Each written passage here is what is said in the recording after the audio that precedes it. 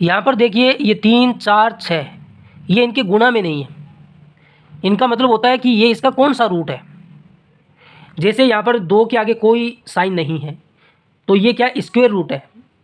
Square root में यहाँ पर कितना होता है 2 होता है। लगाएं तो ठीक है, न लगाएं तब भी कोई फ़र्क नहीं पड़ता क्योंकि हम पहचान जाते हैं कि ये स्क्वायर रूट है। 3 लगाने का मतलब क्या होता है, ये क्यूब रूट है, ये इसका 4th रूट है, ये इसका 6th रूट है। और हमें बताना है इनमें सबसे बड़ी संख्या क्या है।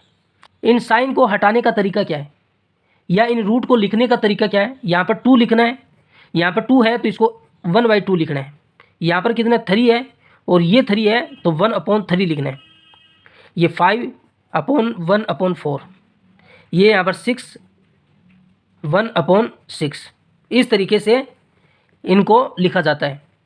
अब हमें बताना है इनमें से सबसे बड़ी संख्या कौन सी है, सबसे छोटी संख्या भी बता सकते हैं।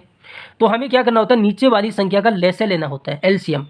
2 3 4 6 इस तरीके से एक लाइन खींचनी है। यहाँ पर 2 लिखना है, 3 लिखना है, 4 लिखना है और 6 लिखना है। ये वाली संख्या यहाँ पर लिखनी है।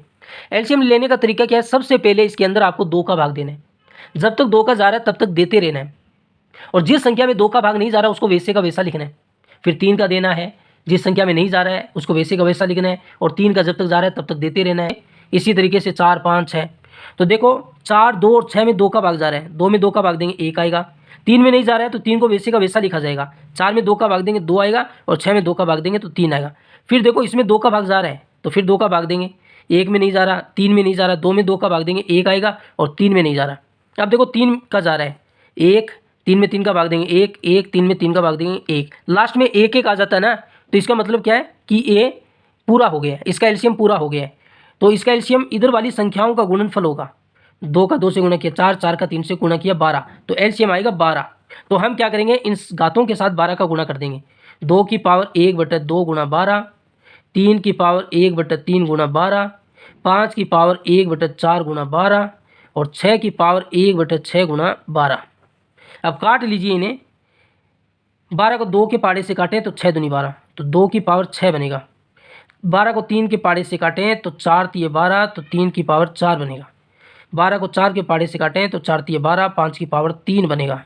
और 12 को 6 के पाड़े से काटें तो 6 दूनी 12, तो 6 की पावर 2 बनेगा। अब आप करके देख लीजिए इनमें से कौन सा बड़ा है। 2 की पावर 6 का मतलब क्या होता है, 2 को 6 बार गुणा करना। जितनी इसकी पावर है उतनी बार गुणा करना है। तो इसकी पावर 6 है तो 2 को 6 बार गुणा करेंगे, 3 4 5 और 6। 2 दूनी 4, 4 दूनी 8, 8 दूनी 16, 16 दूनी 32, 32 दूनी 64, तो इसका मान आएगा 64। 3 की पावर 4 का मतलब क्या है, 3 को 4 बार गुणा करना। 3 का 3 से गुणा किया 9, 9 का 3 से गुणा किया 27, 27 का 3 से गुणा करेंगे 81 आएगा। और 5 को कितनी बार गुणा करना है, 3 बार। 5 का 5 से किया 25, 25 को 5 से किया 125 और 6 को 2 बार गुणा करेंगे तो 36 आएगा।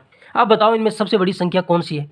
125 है। 125 हमने किससे बनाया है, 1 2 3, 3 नंबर वाली संख्या 1 2 3, 5 सही 1/4 और 5 सही 1/4 हमने किससे लिया है, इससे लिया 3 नंबर से, इससे 4th रूट से लिया है। तो ये डी ऑप्शन में है, तो सबसे बड़ी संख्या ये डी ऑप्शन वाली होगी। सबसे छोटी संख्या पूछा जाता तो सबसे छोटी संख्या क्या हो जाती, सबसे छोटी संख्या इसमें 36 है। 36 को हमने 4 नंबर से लिया है और 4 नंबर ये है तो ये सबसे छोटी हो जाती है। बड़ी संख्या 3 नंबर पर है, 3 नंबर पर ये है तो ये बड़ी संख्या हो जाएगी।